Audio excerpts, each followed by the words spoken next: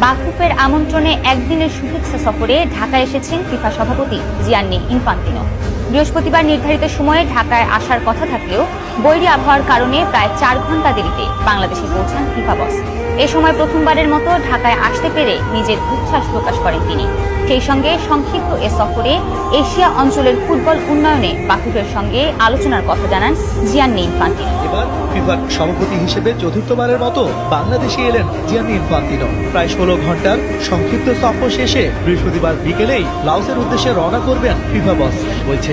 ঠিক তখনই ফিফা সভাপতির বাংলাদেশে আগমন, যেখানে প্রথমবারের মতো ঢাকায় আসতে পেরে নিজের উচ্ছ্বাস এভাবেই প্রকাশ করলেন Gianni Infantino. Good morning, everybody. Good morning, everybody. It is for me a great pleasure to be here in my country. সবাইকে শুভ সকাল। প্রথমবারের মতো বাংলাদেশে আসতে পেরে আমি খুবই আনন্দিত। এই সফরটা আমার জন্য খুবই গুরুত্বপূর্ণ। দেখুন, বাংলাদেশ এখন বিশ্ব ফুটবলের রাজধানী। কারণটা খুবই পরিষ্কার, ফিফা সভাপতি এখন ঢাকায়। আর সম্প্রতি বাংলাদেশ ফুটবল দলের পারফরমেন্স সত্যিই চোখে পড়ার We'll মতো। discuss about football development.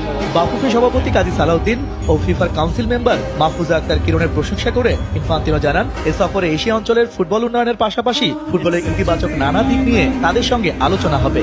It's an important visit for the FIFA president. দেখুন, খেলাধুলার দিক দিয়ে বাংলাদেশ অনেকটাই এগিয়ে যাচ্ছে।